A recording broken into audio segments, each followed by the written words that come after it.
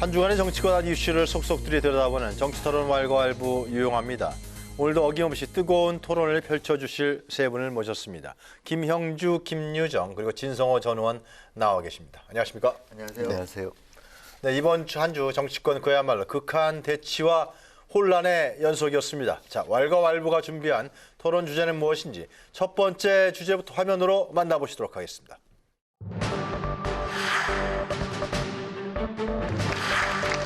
경청하고 또 모시면서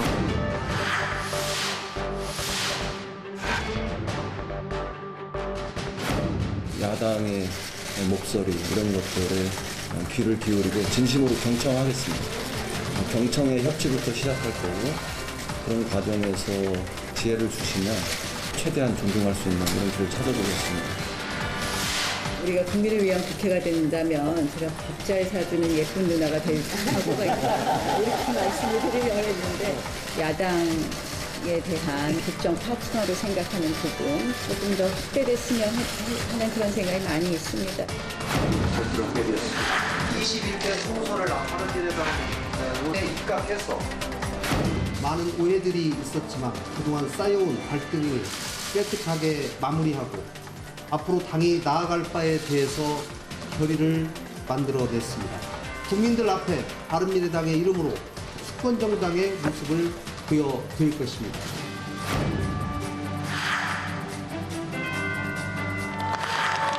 공제라는 것은 늘 앞으로 더불어민주당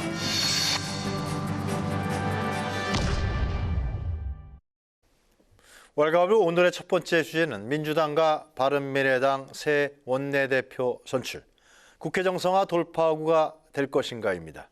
지난 수요일이었습니다. 집권 여당인 더불어민주당의 새 원내대표로 삼선의 이인영 의원이 선출됐습니다. 그리고 또 극심한 당 내용을 겪던 바른미래당은 결국은 김관영 원내대표가 사퇴하기로 하고요. 다음 주 15일에 새로운 원내대표를 선출하기로 하면서 갈등이 일단은 잦아드는 모습입니다.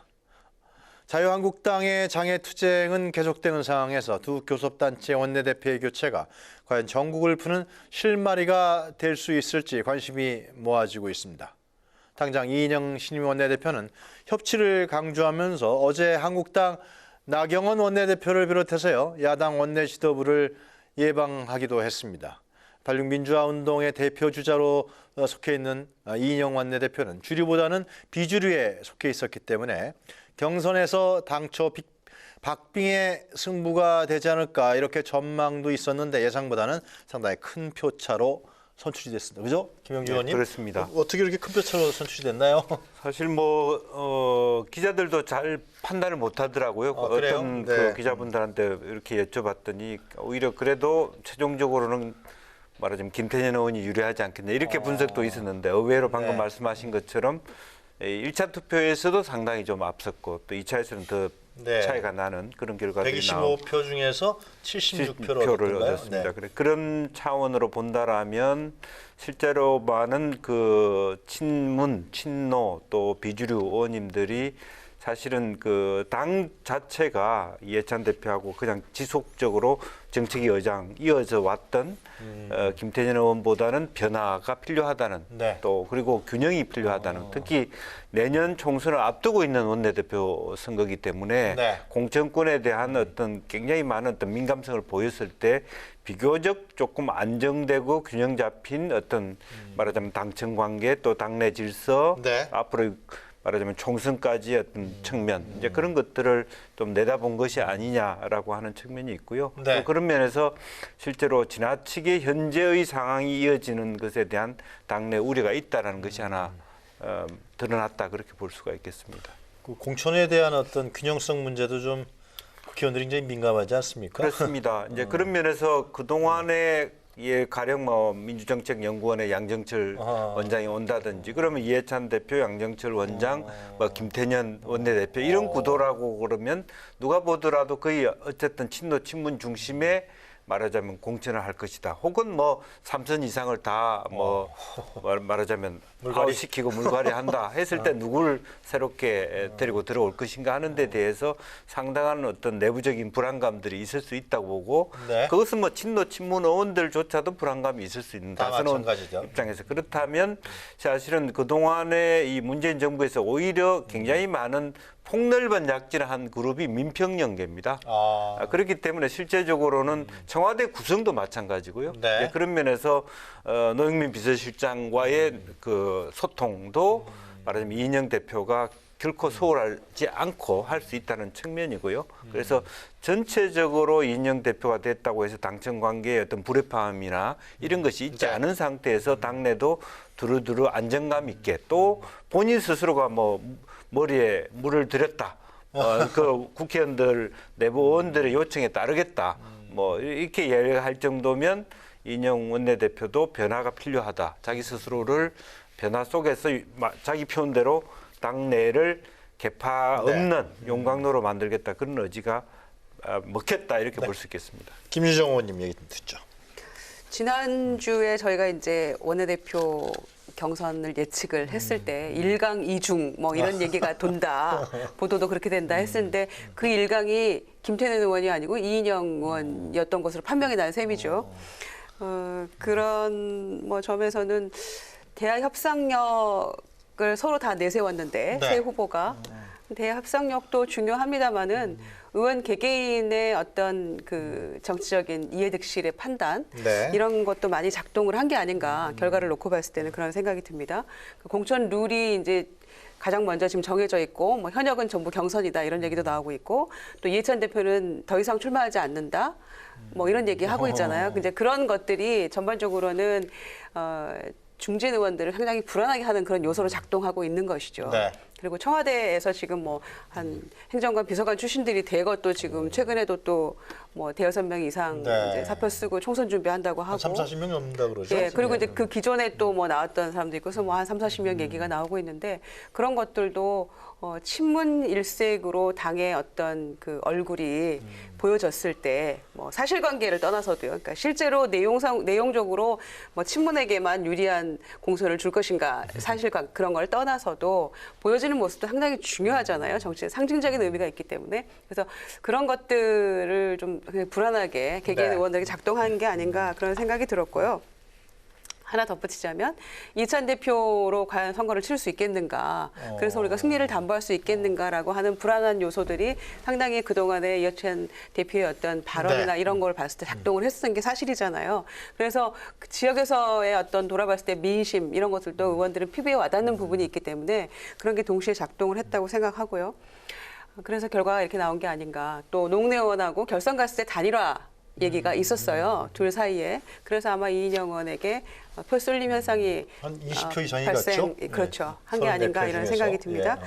그리고 이제 나경원 원내대표하고 만나는 모습이 나왔는데 한 살 차이인데 누나임을 극구 강조하더라고요. 예쁜 누나. 그렇죠. 밥 잘 사주는 예쁜 누나 이런 얘기 하면서 간만에 이제 여야 원내대표가 모습이 화기애애하게 이제 그런 모습을 비춰줬는데 네. 밥만 잘 사주고 국회 정상화는 안 하면 안 되죠. 밥을 먹더라도 국회 안에서 좀 같이 먹는 나경원 원내대표가 모습을 밥 사준다고 그랬나요? 그렇죠. 밥 잘 사주는 누나니까? 예쁜 누나 하겠다. 63년생이고 64년생이거든요. 그러니까 밖에서 먹지 말고 국회 안에서 정상화 시켜서 이 의원식당에서 먹으면서 얘기했으면 좋겠네요. 네. 알겠습니다. 자, 우리 진성호 전 의원은 어떻게 보셨는지 궁금하네요. 근데 일단 주류가 지고 비주류가 됐다는 것은 지금 현재 민주당 상태에 대해서 의원들이 불만이 있다는 것을 의미합니다. 그리고 또 하나는 두 분도 굉장히 부드럽게 말씀하셨지만 문재인 대통령의 청와대에 대한 반기를 들었다고도 할 수 있고 이해찬 당대표의 스타일에 대한 불만일 수도 있고 네. 그게 총체적으로 되는 게 이제 지금 민주당 의원들은 지금 현재의 청와대의 경제 인식이 잘못됐다는 걸 알 겁니다. 왜냐하면 지역구를 다녀보면 지금 갤럽이나 리얼미터에 나오고 있는 지지율하고는 좀 다릅니다. 네. 그러니까 그분들이 시장이나 자영업자를 만나고 듣는 이야기들은 현장의 목소리입니다. 지금 그렇지 않습니다. 그러니까 당장 내년 선거를 걱정할 수밖에 없고 그렇다면 지금처럼 청와대 시키는 대로 따라갔다가는 당장 내 목숨이 위태롭다는 것을 인식할 겁니다. 그러니까 네. 이런 인식들이 이인영 후보를 당선시킨 것 같고 또 이인영 원내대표도 이번에 그런 말을 했습니다. 지금 더 이상 우리가 청와대 시키는 대로만 하면 안 된다. 당의 목소리를 좀 키우겠다 그랬는데 지금 제가 봐도 지금 문재인 대통령의 지지율이 워낙 높았기 때문에 그런 현상이 처음에는 있었지만 지금은 조금 현상이 지난 보궐선거 뭐 이렇게 하면서 좀 알았을 겁니다. 그런데도 네. 불구하고 현재는 공개적으로 청와대를 비판하는 목소리가 잘 나오지 않다가 최근에 좀 나옵니다. 뭐 김영춘 의원도 그렇고 부산이 지역구니까 좀 비판을 합니다. 청와대를. 그런 것들을 보면 그런 의식들이 표로 나온 게 아닌가 싶고 또 하나는 이해찬 대표에 대한 불만들이 좀 있는 것 같습니다. 그러니까 방금 말씀하신 것처럼 총선의 장수가 지금 이해찬인데 지금처럼 아니 야당을 갖다가 뭐 도둑 X 뭐 이런 식으로 이야기하기 시작하면요. 협치는 없는데 이런 방식에 대해서 뭔가 조금 불만이 있지 않나. 그래서 결과적으로 이인영 의원이 당선됐는데 이인영 의원은 제가 듣기는 당적이나 뭐 당직 이런 걸 별로 맡아본 스타일이 아닙니다. 좀 자유롭고 정치적 상상력은 좀 있는 사람 같습니다. 전대협 1기 의장이니까. 그러니까 앞으로 이인영 원내대표가 어떤 모습을 보여줄지에 따라 가지고 민주당 스타일도 상당히 변할 수 있다. 네. 한번 지켜봐야 될 것 같습니다. 뭐 한마디만 그래요? 드리면 약간의 이제 국민들이 봤을 때 뭐 진현님이 잘못 판단했다는 게 아니라 약간 문재인 정부의 착시 현상이 있습니다. 그러니까 왜냐하면 이해찬, 김태진 주류인 것처럼 보이지만 물론 주류죠. 어쩌면 이인영은 주류가 아니냐 하면 사실은 청와대를 구성하는 사람들은 사실은 친노 친문이 의외로 없습니다. 과거에 말하자면 박근혜 정부 있을 때는 뭐 옆에 누가 있었다 그러면 실제적으로 보면 양전철, 2호철, 3철이 없는 거고 오히려 그걸 구성하는 분들이 상당수 박은순 시장과 같이 일했거나 실제적으로 임종석 말하면 노영민 비서실장처럼 실제적으로 친노라고 말하기 어려운 그렇기 때문에 이게 그 이인영의 선택 자체를 비주류의 선택이다 이렇게 얘기하기는 좀 적절하지 않는 부분이 있거든요. 뭐 그러니까 이인영 의원이 그동안에 당내 역할을 안 한 건 사실이지만 그렇다고 이 사람이 비주류였다 이렇게 말하기 어려운 부분은 있다. 이제 그런 말씀을. 근데 이제 저도 짧게 한마디 반론을 하면 지금 외부 시각은 말입니다.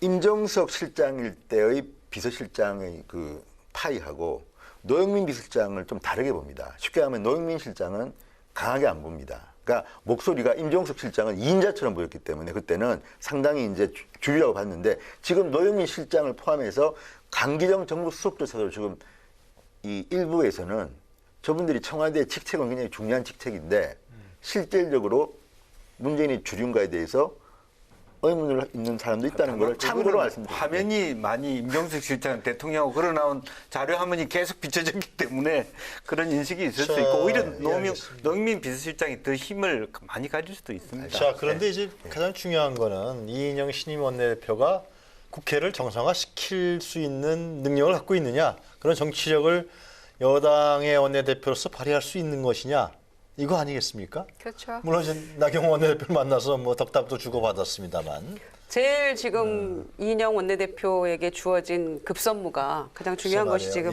정치 복원이고 국회 정상화죠. 그런 점에서 네.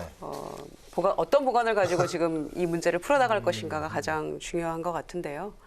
지난번에도 제가 말씀드렸던 것처럼 야당이 아무리 밉고 그리고 지금 하는 모습들이 조금 지난번에 이제 국회 선진화법 위반서부터 해가지고 패스트트랙 때 보여줬던 그런 그 물리적인 충돌 이런 것들 과정에서 서로 이제 굉장히 감정이 상할 대로 상해 있는 이제 그런 상황이긴 합니다만 그런 걸 다 떠나서 서로 얘기하고 또 이 상대하는 협치의 대상으로 삼지 않으면 앞으로 법적으로 이 뭔가 개혁 그 법안들을 통과시키지 않으면 문재인 정부의 가시적인 어떤 이 결실은 얻을 수 없는 거잖아요.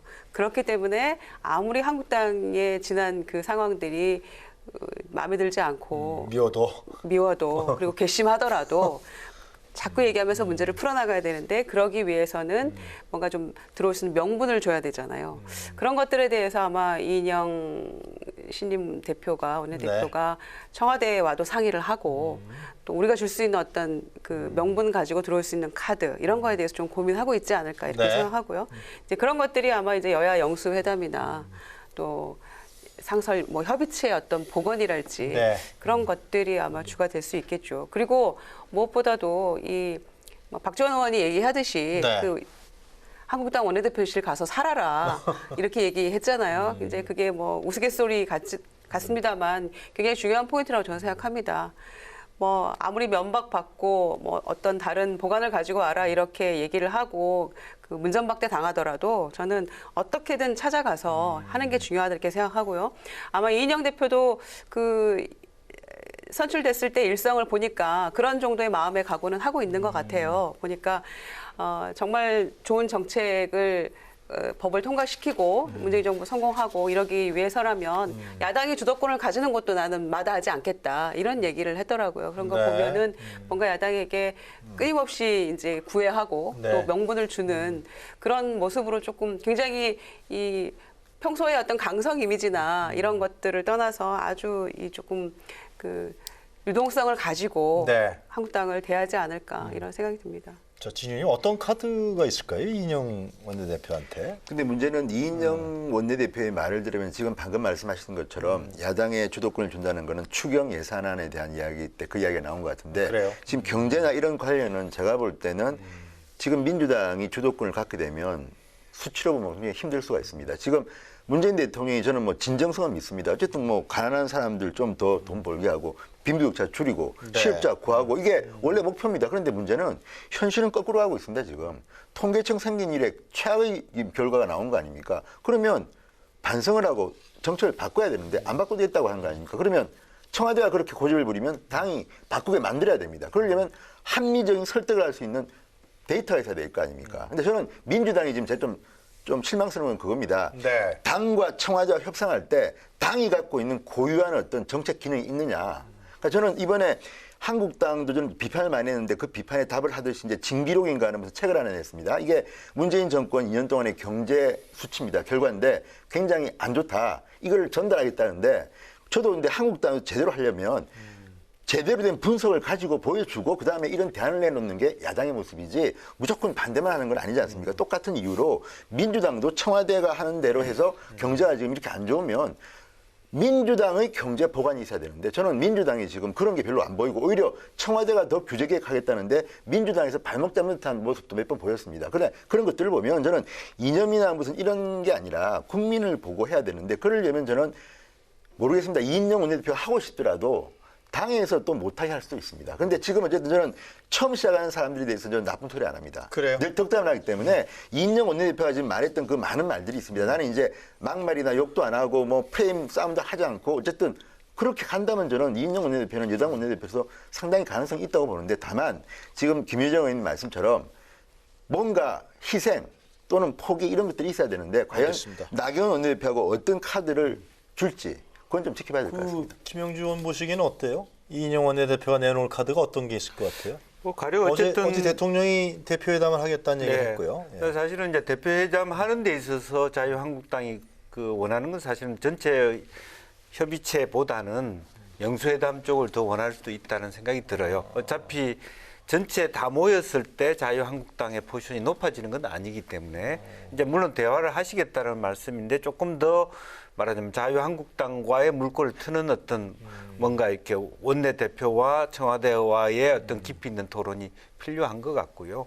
우선은 뭐 황교안 대표는 그 반응에 대해서 패스트 트랙을 논의한다 그러면 뭐 하겠다라는 식의 반응을. 그런데 그것은 이미 다 지나간 부분이라서 네. 그것을 논의하기 시작하면 민주당과 다른 말하자면 군소정 야당과의 관계가 또 틀어지는 부분이라서 그건 정말 난망한 이야기고요. 네. 그런 상태에서 패스트트랙이라고 하는 예컨대 330일 동안의 어떤 마지막에 말하자면 그것을 최종적으로 말하자면 본회의에 넘기기 직전에 야당이 네. 어떤 권한을 준다든지 실질적인 브레이크 장치를 준다든지 혹은 여러 가지 그동안의 국회 선진화법 위반에 대해서 다 틀고 가자든지 또 우선은 뭐 다 그걸 떠나서 실제로 추경과 관련해서 자유한국당이 원하는 어떤 우선적인 추경의 명목들 그리고 실제적으로 원하는 것을 대폭 들어준다든지 이제 이런 것들의 어떤 그게 이제 실질적인 뭐 어떤 뭐 진전이라고 저는 보여지고요. 그래서 우선은 제가 일성으로 이인영 원내대표가 하는 것은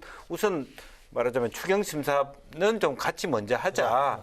지금 고성도 있고 산불도 예. 있고 민생 부분이니까 그런 어떤 말하자면 최소한의 공통 분모부터 시작하는 것이 필요하고 그런 논의 속에서 정말 야당이 가장 여당에게 그렇게 생각하거나 문제제기하는 부분에 대한 일정 정도의 말하자면 서로 간에 알겠습니다. 들어올 수 있는 명분을 찾아가는 과정이 필요한 거 아닙니까? 바른미래와 평화당에서 개헌 논의를 같이 하자 이런 얘기를 또 제안을 했던 것 같고요. 네. 하여튼 이인영 원내대표가 좀 움직일 수 있는 폭은 좀 생기는 것 같아요. 그런데 이제 지금 왜 문제가 되느냐 하면 네. 자, 국회 관습법이 있고 또 국회법이 있습니다. 그런데 네. 문제는 지금 진행되는 것이 패스트트랙 절차에서 보면 알겠지만 민주당과 나머지 야당 3당이 같은 편입니다. 이 패스트트랙에서는 한국당은 다른 편입니다. 1대4 구도입니다. 그런데 문제는 국회법상으로도 원내대표들이 움직일 때는 원내 교섭단체 위주로 합니다. 그게 국회법에 따른 겁니다. 또 두 번째, 문재인 대통령이 야당 대표를 만난다는 게 예를 들어서 박근혜 대통령도 과거에 기억할지 모르지만 김한길, 안철수 그때 공동대표 때 만났습니다. 네. 그게 뭐냐면 지금 의석이 5석이나 뭐 한석이나 무소속이나 이런 사람을 똑같이 대통령과 같은 반열에서 제1야당까지 100석이 넘는 정당의 대표까지 같이 앉아서 우리 원오브댐으로 회의하자 이렇게 하면요. 할 말이 없는 겁니다. 솔직히. 그렇기 때문에 과거에 김대중 대통령이든 노무현 대통령이든 어느 대통령도 여야 영수회담 이런 표현을 쓸 때는 물론 이 표현은 이제 옛날 표현이기 때문에 안 쓰겠습니다만 네. 제대로 된 제1야당하고 또 1, 2당 차이가 별로 없으면 뭐 같이 만날 수도 있지만 지금 대한민국의 의석수를 보면 사실 다 합니다. 민주당과 한국당이 비슷하게 100석 좀 넘고 그다음이 20몇 석 되는 바른미래당 바른미래당이 정확히 몇 석이죠? 26석인가 뭐 그렇죠. 28석. 28석인가. 28석. 그래서 우리가 차이가 많이 나기 때문에 지금은 누가 봐도 이 전국을 풀려면 문재인 대통령이 황교안 대표를 만나는 게 저는 맞다고 봅니다. 그리고 뭐 저는 황교안 대표도 패스트트레인 이런 말 할 필요 없이 아무 조건 없이 그냥 두 명이 만나서 풀 필요는 있다고 합니다. 결론이 없더라도. 왜냐하면 지금 워낙 국회가 막혀 있으니까. 그런 게 옛날에 우리 선배 정치인들이 했던 방식입니다. 그런데 이거를 또 굳이 5당이 같이 만나서 뭐 그 문재인 대통령이 옛날 원내대표 만날 때 저는 그건 알겠습니다. 그건 대통령이 정당의 문제가 아니라 내가 이런 법을 만들고 싶은데 야, 각 당 원내대표들 모여가지고 내가 설명 좀 하고 질문 답변 받고 잘해보자는 거기 때문에 그 취지는 좋다고 보는데 문제는 김성태 원내대표랑 만났던 기억이 나는데 그 뒤로 실종해버렸습니다. 오히려 지금이 더 필요한데 지금은 안 하고 있지 않습니까? 그러니까 이런 것들을 하지만 지금 필요한 이 전국 경색을 파파는 길은 황교안과 문재인 대통령이 만나는 게 저는 방법이라고 단둘이 만나야 된다. 예, 그런 생각이 듭니다. 그 제가 보더라도 저도 뭐 이게 뭐 대통령이 만났던 그 모임하고는 전혀 다릅니다만은 이제 서울시에 있을 때 시정운영협의회라고 하는 네. 그랬을 때도 각계 만나는 것이 훨씬 원만합니다. 공통 각각. 왜냐하면 하나의 의제를 갖고 이 사람이 어떤 요구를 하면 저 사람도 요구를 같이 더 일이 꼬이는 경우가 더 훨씬 많았기 때문에 공평하게 하되 각각 만나서 이야기를 나누는 그럼 것이 황교안 훨씬 대표 따로 만나고 손학규 대표 따로 그럴 만나고 수 있으면 그렇게 하는 것이 이정미 대표 따로 저는 훨씬 만나고 더 대통령이 그렇게 해야 된다. 예. 그리고 난 다음에 그거는 좀 다 국회의장도 아닌데. 원만하게 나중에 예. 다 같이 만날 수 있는 어떤 그 말하자면 전개 과정이 있어야 된다는 거죠. 그러니까 다 같이 만나는 그러니까 여야 모든 대표들과 이 단체로 만나는 게 실질적인 성과가 별로 없다라는 판단이 선다면 정부적 판단이 된다면 가장 필요한 건 황교안 대표와 만나는 거겠죠. 그렇죠. 그리고 거기에 대해서 명분을 좀 줄 수 있잖아요. 그리고 그러면은 지금 야당의 제1 대선 주자잖아요. 그러니까 뭐 각종 여론조사에서 수위를 달리고 있기 때문에 그럼 뭐 대선 주자 급을 키워주는 거냐라는 또 그 내부 진영에서는 거기에 대한 비판의 목소리가 있을 수도 있어요. 뭐를 1대1로 만나느냐라는 얘기를 할 수도 한국당 있겠죠. 내에서요? 아니요, 민주당 내부에 민주당 있겠죠. 내에서. 뭐 근데 다 같이 만나서 조금 논의하면 좋지. 이렇게 또 한편으로는 좀 시각으로 그렇게 볼 수도 있겠지만 가장 필요한 건 한국당이 지금 어찌다가 들어오도록 해야 되는 거잖아요. 국회 안에서 논의를 해야 되는 거기 때문에 그렇죠. 예. 조금 손해보는 느낌이 있더라도 또 우리 지지자들이 판단하기에 그러니까 문재인 정부 입장에서 민주당과 입장에서 그렇게 보이다 할지라도 일단 황교안 대표와 만나서 저는 그 조금 명분을 세워주는 게 필요하다 이런 생각이 듭니다. 다 같이 만나는 게 실익이 없다라고 판단이 선다면. 교수단체 하면 세 당이 만나는 그러면 그건 어떻습니까? 손학규, 교수단체 황교안, 하면 정의당은 빠지게 되는 거죠? 민주당까지 만나야겠죠. 아, 민주당이 예천 또 들어와야 대표까지. 되는구나. 그러니까 우선 급한 불을 끄기 위해서 필요하다면 황교안 대표 그렇게 해야 만나서 된다. 허심탄회하게 털어놓고 네. 얘기하는 게 좋지 않은가 싶어요. 그러니까 패스트트랙이건 뭐건 제한 두지 말고 그러니까 북한의 식량 문제부터라도 먼저 얘기해보자. 지금 대통령이 그렇게 어제 말씀하셨잖아요. 그랬죠? 예. 그런데 그런 거 다 떠나서 그러니까 제한 두지 말고 제한을 두니까 과거 작년인가요? 그 해외 순방 갔다 돌아오는 그 1호기 안에서 기자들한테 외교와 관련된 질문만 해달라라고 했던 대통령의 모습이 오버랩이 되더라고요. 그리고 국내 문제는 말고 알겠습니다. 그 얘기만 해달라라는 게 오버랩이 돼서 적어도 야당 대표하고 만남에 있어서는 제한 두지 말고 얘기해서 공감대 형성할 수 있는 건 선거물로 내고 또 역시 평양선을 달리는 건 어쩔 수 없다. 그래요. 이렇게 그렇게 국민에게 진솔하게 보여주는 게 좋지 않을까 이거 싶어요. 너무 여야정 협의체 뭐 이렇게 포멀하게 해서 다 만나고 이런 것보다도 필요에 따라서 뭐 야당 대표 만날 수도 있고 뭐 그걸 서울시에서도 봤다. 그런 측면을 대통령이 좀 했으면 좋겠다. 뭐 그런 얘기 의원님 같아요. 말씀대로 거의 비슷한 비중이라면 그것을 활용하는데 지금은 두 가지 이유예요. 그러니까 아까 정당 의석의 차이가 어떤 불균형하다는 게 또 하나 있고 네. 현재 전국 자체가 그렇게 돼 있어요. 자유한국당 빼고 같은 편인 것처럼 보여지기 때문에 그 모임을 왜 나를 끼워 넣느냐 이렇게 볼 수 있거든요. 그런 면에서 현재 이 그릇이 적절한 노릇을 역할을 할 수 없는 구조가 되어 있다는 것이죠. 아침에 손학규 대표하고 아침 식사하고 점심에 한교안 대표하고 점심 식사하고 뭐 그런 식으로 이제 할 수도 있겠네요. 어떤 방법이든 간에 자주 만나는 게 중요하다고 생각하고요. 맞아요. 안 예. 만났으니까 지금 문제가 된다고 저는 봅니다. 그래서 황교안 대표가 지금 반응이 뭐 패스트트랙 포함해서 다 논의하면 만날 수 있다라고 얘기한 게 저는 긍정적인 시그널이라고 봐요. 나 죽어도 못 만나겠다 나는. 덕실을 인생 투쟁이 먼저다라고 지금 잠깐만요, 뭐, 의원님. 예. 제 말 마무리하겠습니다. 네. 그러니까 그게 먼저라고 얘기하지 않았기 때문에 굉장히 좋은 저는 시그널이라고 봐요. 그렇게 판단하시는군요. 그럴 경우에 청와대에서 노영민 실장도 계시고 강희정 수석도 계시잖아요. 물밑에 접촉해서 무조건 만나자 이렇게 해서 풀어보자 이렇게 네. 나와야지 저는 지극히 합리적인 반응이 아닐까 이렇게 기대를 하는 겁니다. 알겠습니다. 자, 우리 한국당 얘기 좀 해보죠. 자, 한국당 계속 장애 투쟁 중입니다. 네. 민주당에서는 어떻게 보고 계십니까 지금?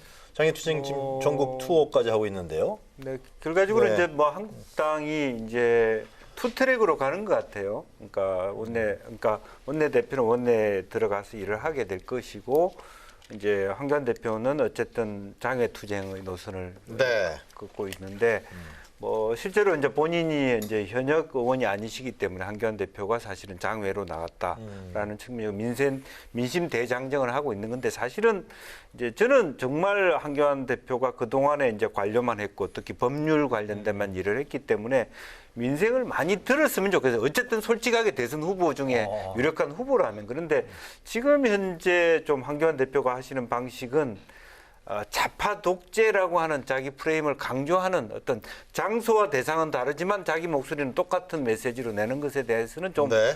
불편한 부분이 있고 그래서 마치 이거는 뭐 대선 행보다 근데 대선 행보도 좋아요.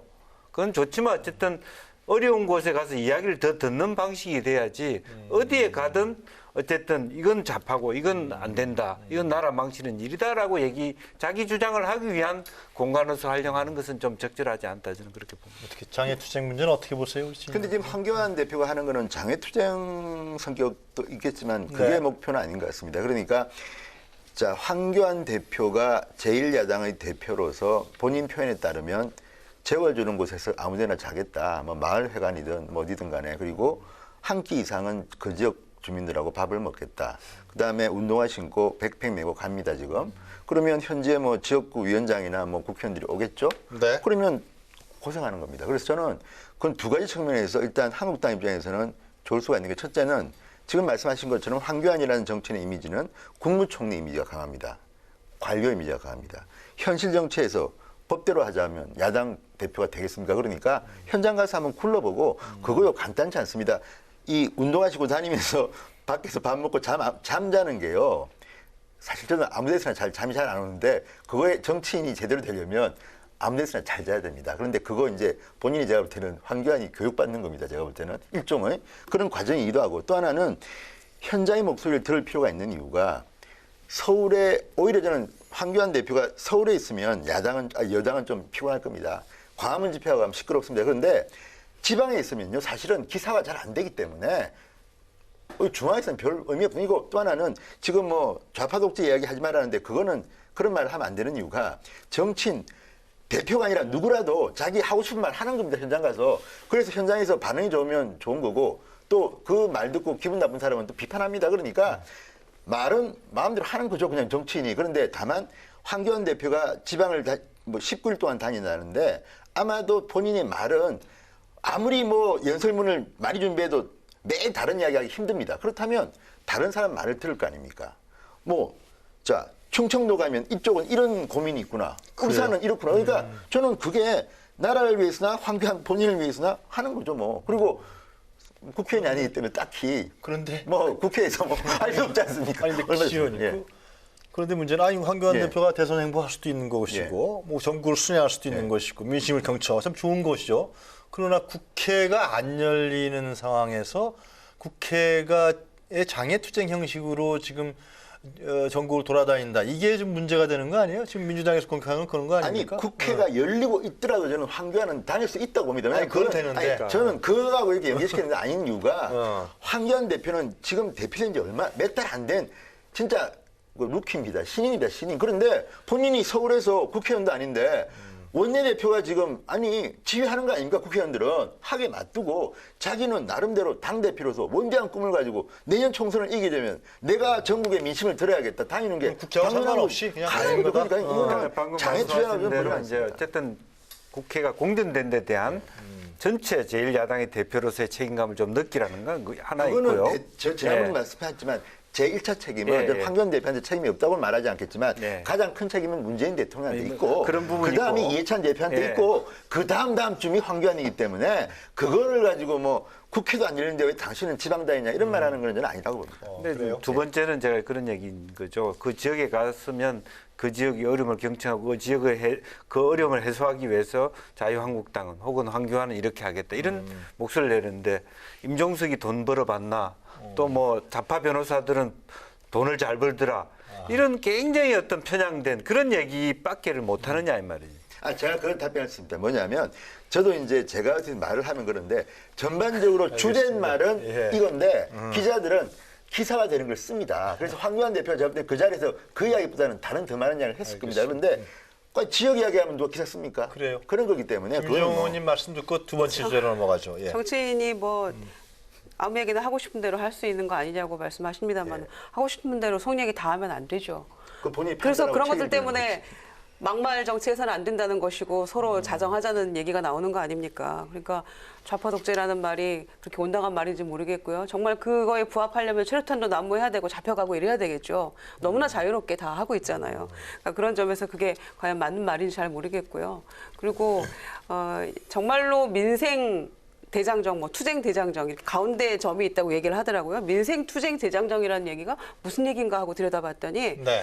민생 대장정, 투쟁 대장정이라는 거예요. 그런데 중요한 건 보니까 이 황교안 대표가 정치 경험이 이제 겨우 이제 몇 달에 접어드는 거잖아요. 그래서 본인의 거의 현장학습 수준인 것 같아요. 그리고 이게 과연 진정 그 민심의 귀를 기울이는 그런 대장정이 될 수 있으려면 현장에서 그 지지자들이 하는 얘기에 도취돼서 거기에 이 잘못 오판하면 안 된다는 생각이 우선 들거든요. 그런데 지금 보여주는 모습들은 대부분 그런 거에 경도돼 있는 게 아닌가 그런 우려가 있어서 19일 동안 이거를 계속 하겠다고 지금 5월 7일 날 시작을 한 거잖아요. 근데 네. 이제 아직도 멀었죠. 그래서 그 결과로 어떤 성과를 얻고 그야말로 민심을 어떻게 경청해서 오실지는 모르겠으나 네. 당장 급한 것은 저는 국회 정상화이고 국회 안에서 제대로 이 서로 협상하고 싸우면서 어떤 결과물을 얻어내는 것이 제1야당의 가장 큰 책무가 아닌가 이렇게 생각합니다. 알겠습니다. 원내대표라고 해서 밖으로 떠도는 거에서 상관하지 말아라 이렇게 말할 수는 없다고 생각합니다. 알겠습니다. 근데 그 평가를 누가 하느냐 아주 중요한데 네. 국민이 합니다. 무슨 얘기냐면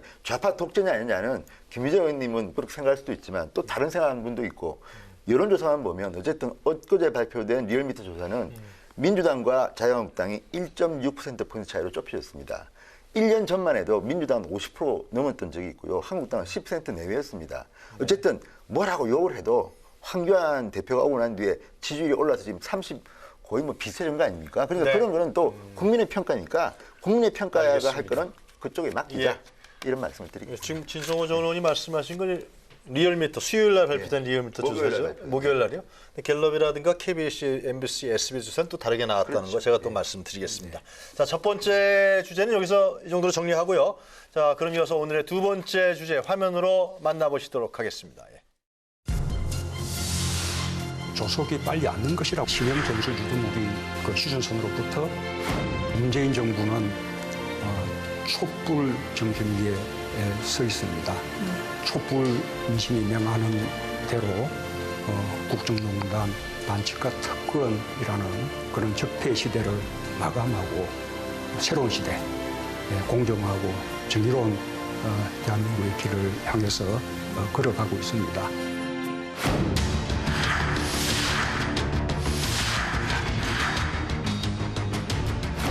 문재인 정부 출범 2년을 돌이켜보면 가장 큰 변화는 국정 전반에 걸쳐 모든 일들이 투명화되고 공정하게 진행되고 있다는 것이라고 생각이 됩니다. 바로 민주주의 복원이라고 말씀드릴 수가 있겠습니다. 참 안타깝게 남은 3년이 지난 2년과 다를 것 없다 이런 생각을 했습니다.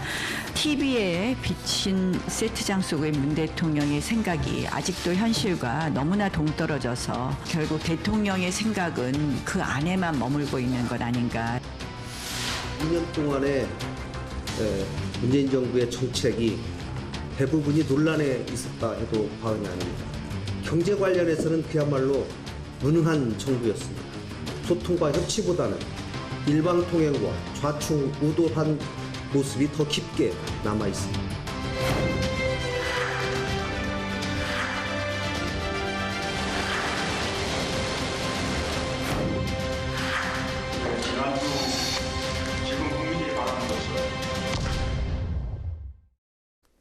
네, 왈가왈부 두 번째 주제는 오늘로 꼭 출범 2주년을 맞는 문재인 정부의 지난 2년 그 성과와 과제는 무엇인지 짚어보는 시간입니다.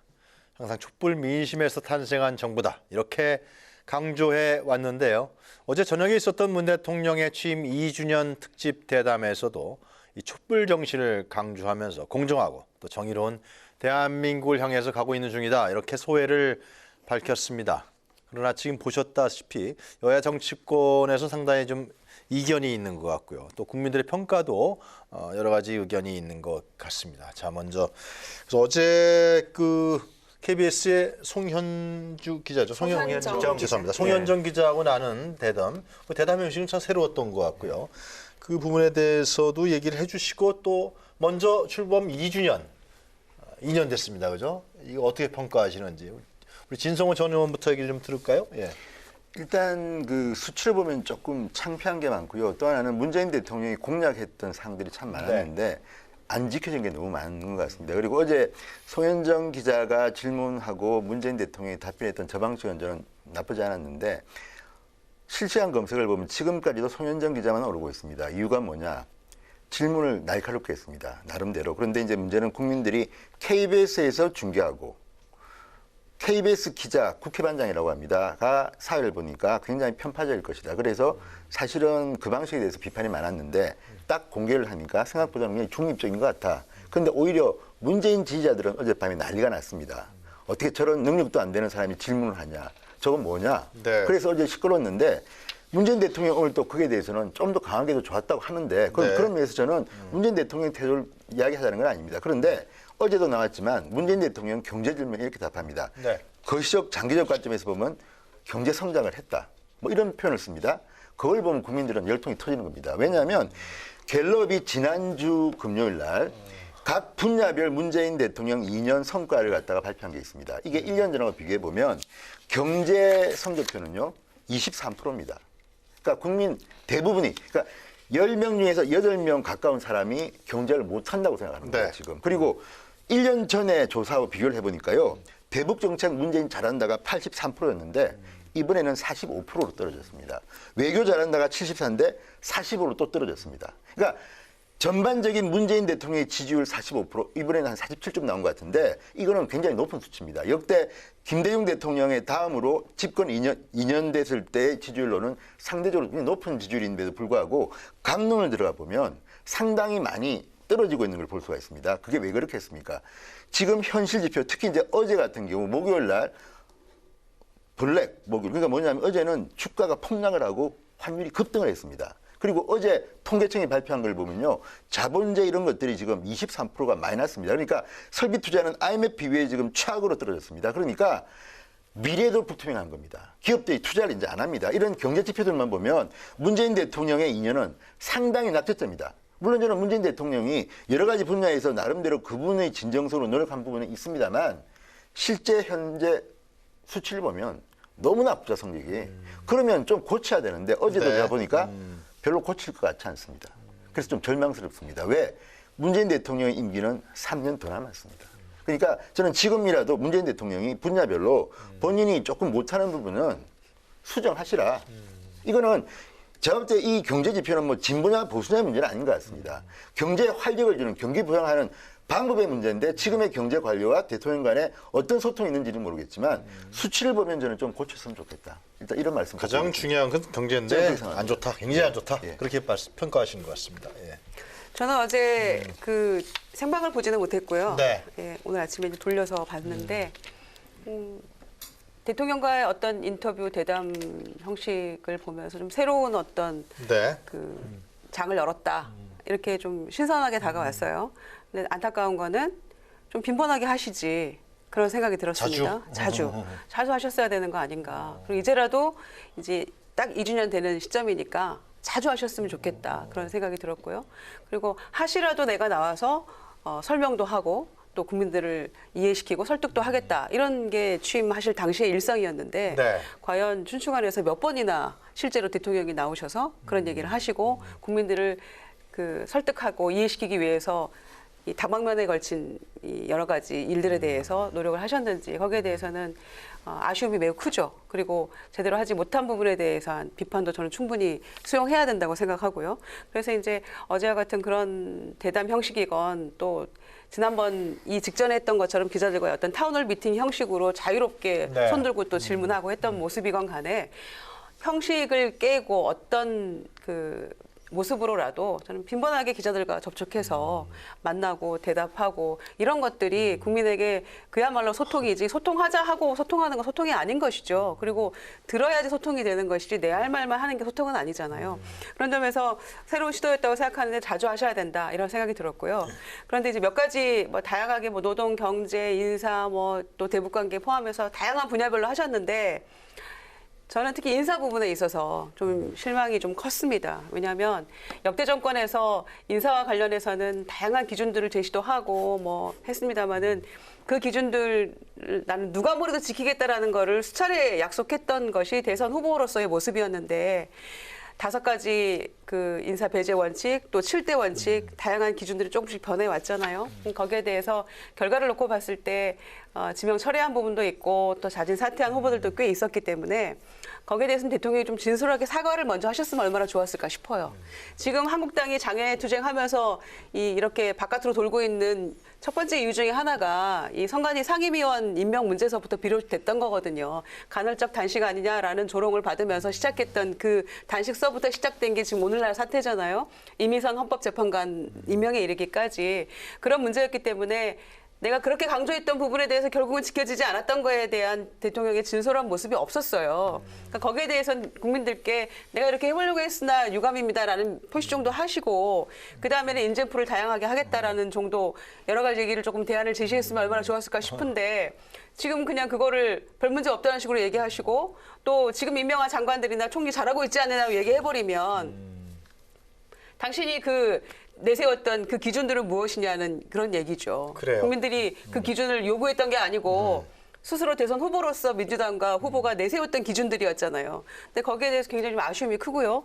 김대중 대통령 당시가 생각이 나요. 그러니까 사실은 그때 김중건 비서실장이 초대 비서실장이었잖아요. 그랬죠? 전혀 결이 다르고 완전히 정반대편에 서 있었던 분 아닙니까? 그러니까 그게 과연 국민 눈에 소위 정치적으로 쇼잉으로 보여지건 또 그래도 진정성 있게 김대중 대통령이 정치 보복하지 않고 다가서려고 노력하시는구나라는 그런 모습으로 비춰지건 간에 과연 이 지금 현재 문재인 정부에서 그런 모습이 요만큼이라도 있는 것인가라는 거에 대해서 저는 지금 그 부분에 대해서 조금 진솔하게 돌아봐야 될 때라고 생각합니다. 네. 경제 인사 네. 이렇게 지적했습니다. 사실은 김영준은 이제 어떻게 보셨습니까? 어제 예. 같은 경우는 저도 직접 보지는 못했습니다만은 오히려 그와 같은 방식으로 그와 같은 질문을 했다는 것 자체가 진전이다 그렇게 네. 생각이 듭니다. 과거에 박근혜 대통령 시절에 사실은 이제 탄핵 인건했을 때에 이규재 TV에 나왔던 박근혜 대통령의 모습이나 과거 정부에서 이미 다 콘티가 짜여진 상태에서 연출하는 그런 방식은 아니었다라고 하는 면에서 상당히 이제 좀 오히려 문재인 대통령 지지자들 입장에서 보았을 때 좀 과하다, 섭섭하다 할 정도의 어떤 날 송곳 같은 질문들이 있었다라고 하는 이제 그런 측면만 보더라도 대통령이 불편할 정도의 질문을 할 수 있다는 것 자체가 사실은 대통령의 독재자라고 생각하는 부분에 대한 질문을 할 수 있다는 것도 하나의 진전이다 그렇게 생각이 들고요. 인사 부분에 있어서는 사실은 이제 소현정 기자의 질문을 다 깊이 있게 들어가 보면 현재의 말하자면 행간에서는 인사수석이나 검증 시스템에 대한 청와대 내에서 대통령으로서도 일정한 불만이 있지는 않느냐 이런 것도 포함되어 있었던 것 같아요. 이제 그런 부분에 대해서 대통령의 입장이라고 하는 것은 만약에 물론 그동안의 인사가 여러 가지 중간에 낙마한 부분에 대한 사과를 하는 것도 마땅할 수 있습니다만은 대통령이 되면요 어떻게 되냐면 현재 사과를 하면 현재의 장관들이 내가 불만이 있다 이렇게 느껴질 수 있는 요인도 있거든요. 그렇기 때문에 마음으로야 그와 같은 말하자면 불편함 또 미안함이 왜 없겠습니다만은 실제적으로 대통령은 그런 부분을 사실은 실패했다고 규정하기 말하기 어려운 입장도 있다는 것을 우리가 아니었다. 그 정도로 그렇게 얘기를 할 수밖에 없는 것도 분명히 있다는 생각이 들고요. 또 경제 부분 안 좋은 거 인정합니다. 그러나 그동안 우리 사회라는 게 실제적으로 큰 틀에서 수출 주도형 대기업 중심의 낙수 효과를 가지는 그 사회 체제 경제 구조에서 그야말로 4차 산업혁명 시대의 전환기에 속해 있는 것이고 그런 것의 처방 중에 하나가 소득주도 성장일 수도 있고 다양한 처방 중에 있는데 현재 놓여 있는 경제적 그 성적이 좀 초라할 수도 있죠. 그런 부분이 완전 이 정부의 정책이 완전히 잘못됐기 때문이다 말하기에는 좀 억울한 부분이 분명히 있다라는 것이고요. 그래서 그런 보완들이 좀 필요한 부분이라고 생각이 듭니다. 그래서 지금 더 중요한 것은 사실은 이러한 국가 전체의 경제적 어려움에 대하여 국회도 여야가 조금 더 머리를 맞대고 협치하면서 법률안도 개정하고 뭐 정부와 머리를 맞대는 모습을 가져가야 되는데 뭐 이것 자체가 정부가 더 말하자면 교정할 건 교정하고 당청 관계도 원활해야 되겠습니다만은 우선 뭐 여야 관계도 매우 더 중요한 거 아닌가 그렇게 생각이 듭니다. 그런데요. 좀 의견 달리는 부분이 있습니다. 그러니까 지금 임명한 장관들은 그럼 잘못한 것이냐라고 생각할 수 있기 때문에 대통령이 그런 말씀하신 거라고 말씀하셨는데 대통령이 장관 보고 정치하시면 되겠습니까? 국민을 보고 하셔야죠. 국민들 대다수가 잘못된 것이라고 생각하고 있는 그 인사 부분에 있어서 장관들의 심기를 고려해서 이건 아닌 것 같습니다, 저는.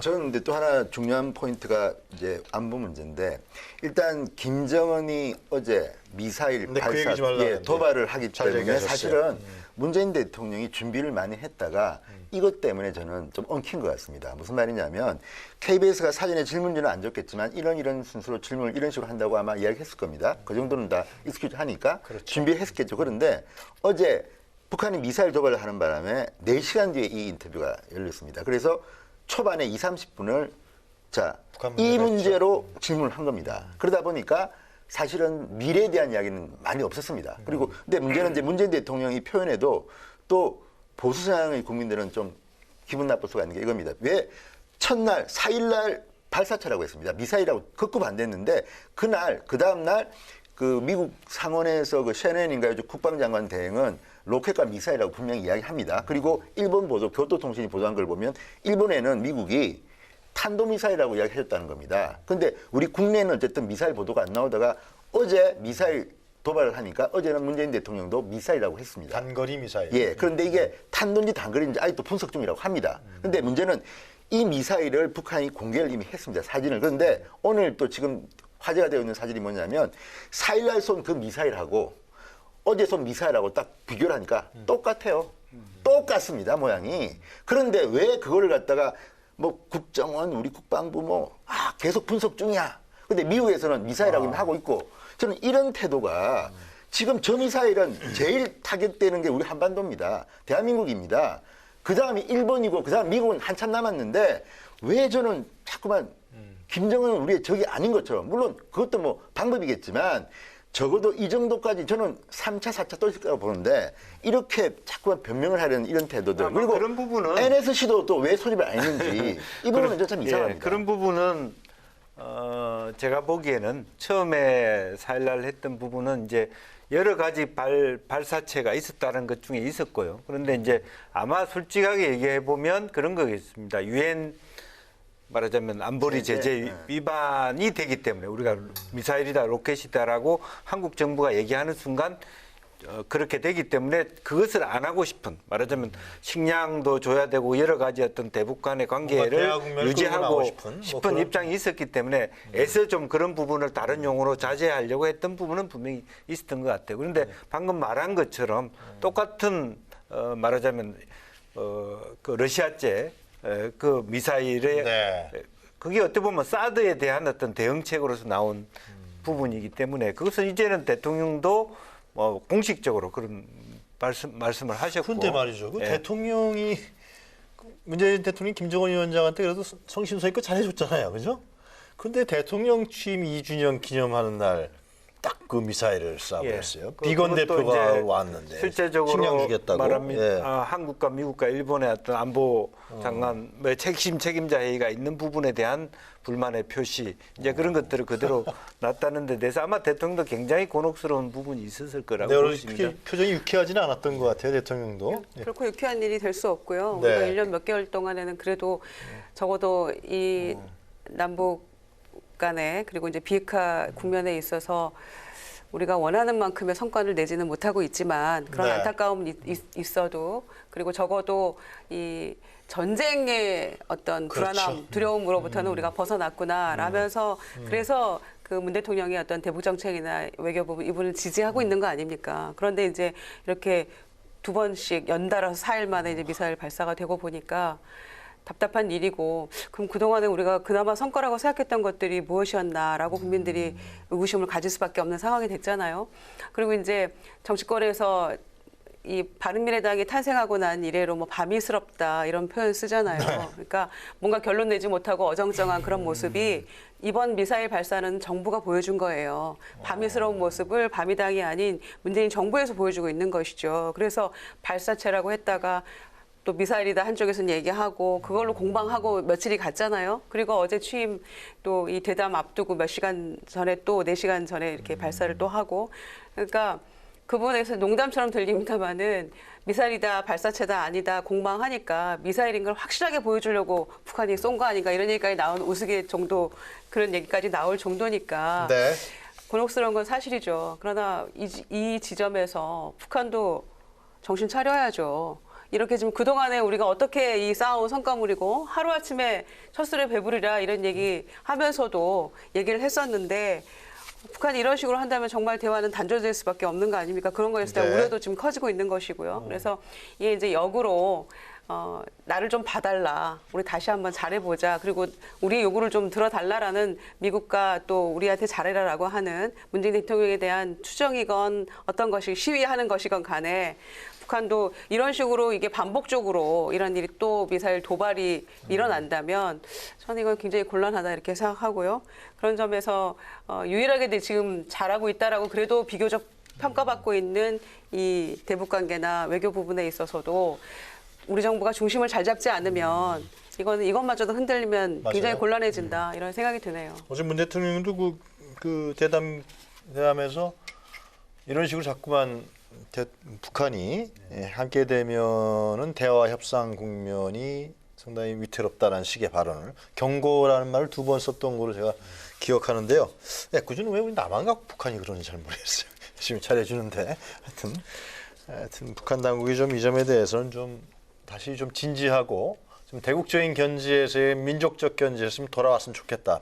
압박은 미국한테 해야지 왜 남한한테 할 필요는 없다고 그거는 생각합니다. 이제 김정은에 대한 현실을 갖다 제대로 우리가 파악을 해야 되는 겁니다. 상대가 있는 거기 때문에 우리가 아무리 선의를 가지고 있더라도 저쪽에서 그렇게 하면 어떻게 문재인 대통령이 뭐 수가 있습니까? 그러니까 좀 더 냉철한 판단을 해야겠다는 생각이 듭니다. 알겠습니다. 냉철한 판단 필요하다. 그렇게 정리하겠습니다. 자, 토크 마무리하기 전에 2주의 사진 한 컷 보는 시간 갖도록 하겠습니다. 진성호 전 의원께서 선정하신 사진 한 컷부터 보도록 할까요? 지금 송현정 기자인데요. 어젯밤에 문재인 대통령 대담이 나오고 난 뒤에 어제 SNS는 거의 난리가 났습니다. 지금까지도 난리가 나 있습니다. 송현정 기자는 왜 화를 내고 말을 끊느냐, 표정이 그리고 왜 그렇게 딱딱하냐, 살처는 중요한 지역입니다. 대통령과 인터뷰에서 인터뷰어가 표정이 딱딱하고 수긍하지 않고 예를 들어서 계속 말을 자르고 하면 인터뷰 당하는 대통령의 이미지가 안 좋아지는 겁니다. 그런데 어쨌든 저게 일반적으로 기자나 앵커들의 모습일 수도 있습니다. 중립적으로. 그런데도 저게 저렇게 돋아 보이는 이유는 지금 대한민국의 방송들이 지나치게 정권 편향적인 모습으로 비친 게 아닌가. 그러다 보니까 정상적으로 저 송현정 기자는 했는데도 문재인 대통령 지지자들이 볼 때는 저건 뭐야? 저 건방지게 저게 돼? 무슨 독재자? 뭐 이런 이야기까지 나오는 걸 보면 저는 송현정 기자를 뭐 두둔하고 싶지도 않고 비판하고 싶지도 않지만 네.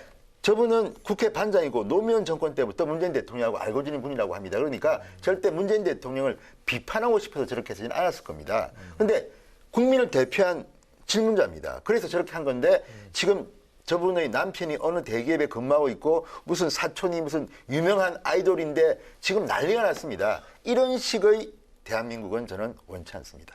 좀 자제했으면 좋겠습니다. 지금 청와대 청원 게시판, 알겠습니다. KBS 뭐 무슨 게시판도 지금 난리가 났답니다.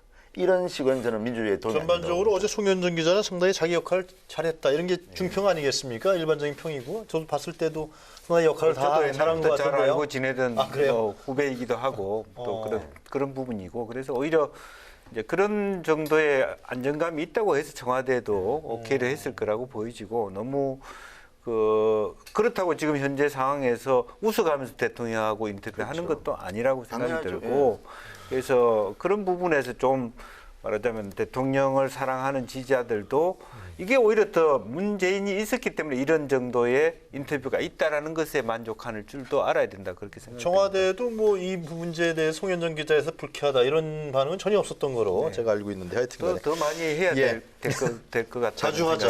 자주 하시고 김태형. 자주 하시고 다양한 방식으로 하면 이런 논란도 없어질 거라고 생각합니다. 네. 네. 자주 하자고 좀 얘기 좀 한번 해보시죠. 네. 김영주 의원께서. 자, 다음에 김유정 전 의원께서 선정하신 사진 한 컷 보도록 하겠습니다.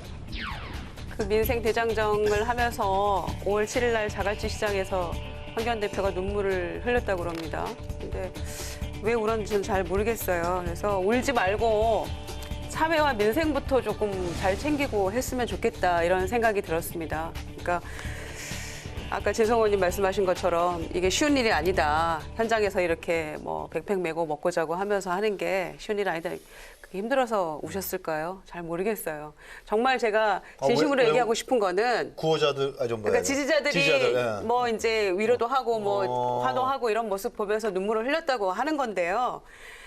진짜 눈물 흘려야 될 거는 5.18에 대한 참회, 네. 5.18 모독에 대해서 그렇게 경징계로 끝난 것에 대한 이 광주 시민과 국민에 대한 참회가 먼저 있어야 되고요. 국정농단에 대해서 그 한 축이었던 총리로서 고난 대행으로서 그 부분에 대한 부끄러워서 참여하는 모습이 좀 있어야 된다고 생각하고요. 그리고 정말로 민생을 걱정하는 제1야당이 대표라면 지금 국민들이 바라보고 있는 그 시선을 부끄러워하면서 함께 국회 정상화에 노력하고 민생을 위해서 노력하지 못한 부분에 대한 거기에 대한 미안함의 눈물 이런 게 저는 우선이라고 생각합니다. 좀 결론을 짧게 안 할 수가 없는데 팔순 어르신이 그런 말을 했답니다. 내가 8순 동안 시장에서 이렇게 장사하고 있는데 지금 문재인 대통령처럼 이렇게 힘든 시절이 없었다. 그래서 아마 눈물 흘린 것 같은데 뭐 지금 예컨대 한국당이 5.18 모욕 주고 한 거는 저도 잘못한 걸로 보지만 황교안 대표가 자갈시장 가서 계속 그 사과만 참회 눈물만 흘릴 수는 없지 않습니까? 여기 가면 이런 말을 해야 되는데 그 메시지가 부산, 울산, 경남은 지금 정말 경제가 엉망이랍니다. 다 울고 있답니다. 그런데 거기서 황교안 대표가 웃을 수는 없는 거 아니겠습니까? 알겠습니다. 예. 그러면 광주 가서 5.18에 대해서 사과하고 참회해야죠. 5.18 기념식에 또 가서 지난번에 광주 방문했을 때 물세를 받은 거 그 물을 맞고 돌을 맞더라도 저는 그 앞에서 사과해야 됐다고 생각하는데 10분 만에 철수하면서 아무 사과도 하지 않지 않았습니까? 그러니까 그런 것들에 대해서 참여해야 된다는 그런 말씀이죠. 물 던진 분도 통진당 그 후예들과 그 김정은 환영위원회 했던 그 대학생이라는데 그것도 뭐 정치적으로는 따져보면 딸 게 많은데 광주에서 오지 말라는 거죠. 5.18 때 참여하지 않을 거면. 국민을 위한 눈물을 흘리자 그렇게 정리하겠습니다. 자, 김형주 전 의원이 선정하신 사진 한 컷 보도록 하겠습니다. 연거푸 또 저런 예, 한성규 총장 나오셨네. 사진을 또 올려서 뭐 우리 진 의원님한테는 진의원님하고 죄송합니다만 어쨌든 어렵사리 당 대표가 민생 대장정하고 있는 동안에 네. 당을 다 추스려야 되는데 그 일정들을 잘 보고 안 한다는 이유로 당직자에게 굉장히 정말 입에 담을 수 없는 그런 발언을 했습니다. 그런데 이게 이번만 있었던 게 아니고 2009년에도 있었고 뭐 이종걸 의원하고 멱살을 잡기도 하고 국회 방호처 사람들한테도 이렇게 얘기를 해서 지금은 오죽하면 사실은 뭐 잘 아시다시피 당의 당직자들의 가장 큰 말하자면 그 우두머리가 사무총장인데 오죽하면 사무총장 윤리위에 제소해야 되겠다. 이번만은 봐주지 않겠다. 당직자들이요? 또 예, 그 얘기를 들은 사람이 며칠 동안 연락을 끊을 정도의 충격을 받고 있는 상황이면 문제가 있다고 생각이 됩니다. 사실은 자유한국당이 더 잘 되려면 이참에 사무총장을 교체하는 부분인데 그것도 뭐 황교안 대표님하고 어떤 대학 뭐 선후배라서 그게 또 쉽지 않다고 얘기를 들어서 어떻게 될지 모르겠습니다. 민심 대장정 할 때요. 제일 고생하는 사람들이 당직자예요. 당직자겠죠. 그래서 이 당을 떠나서요. 당직자하고 보좌진들 필요할 때는 방패막이 삼고 어려운 일에 동원하면서 또 동지라고 했다가 지금 이런 경우에는 또 막말하고 비인격적으로 대우하고 이건 정말 없어져야 되고요. 투쟁하는 그 야당일수록 보좌진과 당직자가 정말 고생하거든요. 그러니까 자유한국당 당직자들 보좌진들 정말 고생 많이 하고 있습니다. 제가 보기에. 특히 자유한국당은 최근에 여러 가지 거기에 대고 사무총장이 이렇게 막말하면 됩니까? 전체 국가 보조금도 줄어들어서 굉장히 힘든 상태에 있기 때문에 더 격려가 필요한 그런 부분이 저거는 아닌가. 한성규 사무총장이 잘못한 것 같아요. 공감하시네. 한성규 사무총장 좀 사실상 좀 많이 반성하셔야겠네요, 그죠? 공개 사과는 예. 세게 했습니다만 어쨌든 저기에 대해서는 좀 더 계속해서 진정성을 좀 보여야 될 것 같습니다. 더불어민주당의 이인영 신임 원내대표가 어제 첫 회의에서 3가지를 약속했습니다. 그중에 첫 번째가 막말하는 정치를 삼가고 품격 있는 정치를 하겠다. 것이었습니다. 나라를 다스리는 국가 지도자와 정치인의 말은 태산보다 무거워야 하고요. 덕담 위주로 가야겠죠. 그래야 국민이 국가를 또 정치를 믿을 수 있게 되기 때문입니다. 인해 정치를 기대하는데요. 하여튼 출범 2주년을 맞아서 새로운 각오를 다진 정부라 여전히 팽팽하게 대립하고 있는 정치권 모두 국민을 향한 한마디 한마디에 신중하고 또 신중해야겠습니다. 그런 마음가짐으로 대화와 소통에 나서주기를 바라겠습니다. 자, 정치토론 왈가왈부 오늘은 여기까지입니다. 오늘 세 분 수고하셨습니다. 감사합니다. 저희는 다음 주 금요일 이 시간에 다시 찾아뵙겠습니다. 한성규에 대해서 아무 얘기 안 하네.